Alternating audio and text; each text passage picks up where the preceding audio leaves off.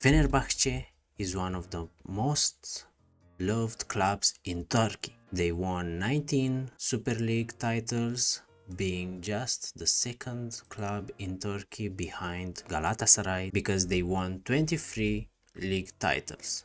Four more. Even though they are so loved and so good in the past, they didn't won a league title since 2014. So in this rebuild, we will try to make Fenerbahce the greatest club in Turkey, and this rebuild will not end until we will win Champions League for the first time in the club's history. So let's get it started. Firstly, as I said, the objective of this rebuild is to win the Champions League and also to become the greatest club in Turkey. Currently, Football Manager sees Fenerbahce as the third club. I would say mostly the second.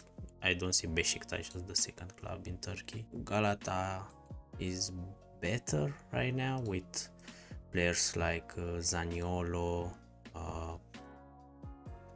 Zaniolo, Mauro Icardi, Sasha Bowie, Wilfried Zaha, Lucas Torreira, etc. And our best players are Cengiz Under, Livakovic, our goalkeeper, Kardioglu, and I don't know, Fred, Batshuayi, Ryan Kent.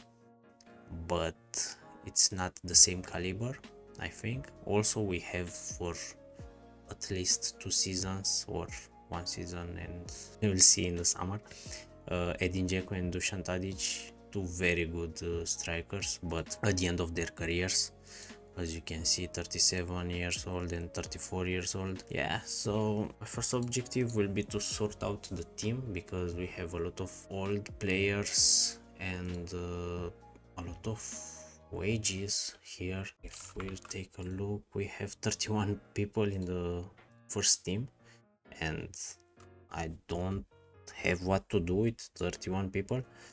Also in the under 19s, we don't have a player that is very good. Has potential 4 stars in Yusuf Akçiçek, and he is pretty decent if I take a look, but not the first team for now.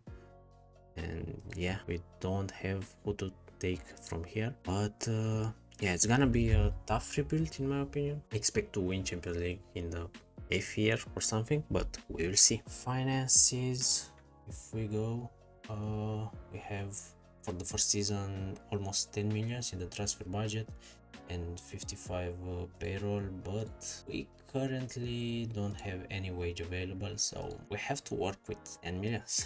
Then let's go to the end of the we are at the end of the transfer window, and let's take a look at the transfers. We didn't bring in anybody because no money, and we sold just one player, Joshua King, even though he was good.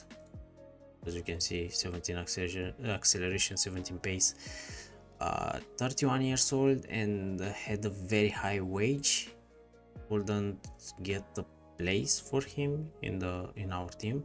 And also, I don't know if you know, but the registration rules in Turkey are pretty demanding, so you have to register a maximum of 14 non-Turkish players, and in the starting 11 you have to play at least 3 Turkish players, so that's why I sold him. If we go to the schedule, we won almost everything beside the last game. So in Conference League, we joined in the second qualifying round and we beat Domzal 4-1 on an aggregate. Then in the third qualifying round, we beat Bran 8-2 on an aggregate. And in the fourth round, we beat Levski Sofia from Bulgaria 5-1. And our group is formed by Zalgiris Vilnius, Aston Villa, Vitoria de Guimarães, and us. Aston Villa and Vitoria de Guimarães are pretty decent. Aston Villa is the favorite to win the Conference League, even in real life. So yeah, it will be an interesting group. And in the Super League, we won 1-0 against Rizespor, 4-0 against Antalyaspor, then 5-3 versus Kayserispor, and 2-2 against Samsunspor. tactic that we're gonna lose for this season is a 4-2-4. If we select the best 11, we see that we have Batshuayi and Dzeko playing up front. Also, the target forward suits the best, Edin Dzeko, and we'll use this just for him mostly. Then on the left we have Tadic, on the right Cengiz, that is very good physicals. Then the midfielder Zimanski and Fred. Zimanski is very good. I didn't expect him. He's Polish, and yeah, very well developed. Left back Ferdi Ardioglu, also amazing player, and can still develop because he's 23 years old. On the right we have Mert. Center backs Luan Perez and Rodrigo Becao, but Luan Perez is not fit right now, so we have Oosterwolde for the center back position, and Livakovic is our main goalkeeper. If we take a look at the odds to win the league, Galatasaray is still the favorite, 2.1, and we are in the second place, not far from Galata, but still not the favorite. So yeah, let's simulate the season. We're at the end of the season and we finished second. Yeah, just as the game told us. But if we take a look, we're just 1 point above Beşiktaş and 3 points above Trabzonspor, and we won every game of the last 5, and Beşiktaş had to lose one, otherwise they were above us. They lost against Galata, so Galata made us a favor by winning against Beşiktaş. Also, Trabzonspor was losing the 2 of the last 5 games, so it was a pretty tough season, I would say, because if we see, until the second to last round we were in the 4th position, not even on the 3rd position, and then we joined the 2nd position and finished there. So we had a really tough season, I would say. We see that we have no goal scorer in the top 3. Dusan Tadic, 21 goals, in the 5th position. Dzeko in the 6th position. Average rating also, Dzeko played really decent by average rating, but he's declining because of his age, 38 years old. Ryan Kent, the most assists in the league, and that's it. And for the next season, the 2nd place qualifies us to Champions League, so that's really important for us, and I'm glad, because it will help our finances. For the next season we can see 33 millions and a very good wage available as well.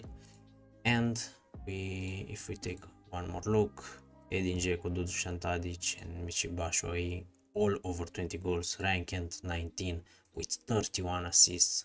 In my opinion, he was the best player of this season. Also for the next season, I already transfer listed Dusan Tadic and Edin Dzeko. They are old and I don't think they can play one more season. In the Conference League, we won our group and we were above Aston Villa. I didn't expect that, so we had to win against them 3-2 and 1 draw against them. All the other games were won by us. And if we go further, in the knockout playoff round we didn't play. In the round of 16 we eliminated Servette from Switzerland 3-2 on an aggregate, and in the quarter final we won 4-3 against Kobe Havd. So we played the semi-final where we were eliminated by Aston Villa. Such a shame. So we beat them in the group and then we lost them against them in the semi-final. That's pretty harsh, I would say. Then in the final, Aston Villa won the entire competition. It's good that we were top 4. So for the first season, I think it was the most that we could have achieved. In the other competitions, we were runner-up of the cup. Damn. Trabzonspor beat us on in extra time in the 117th minute. Oh, okay, so we joined extra time 1-1, then we had 2-1, and in the 115 minute they drew us, and in the 2 minutes later they won the game. And we won the Super Cup against Galata 5-0. Wow, that's it for this season. See you with the season 2.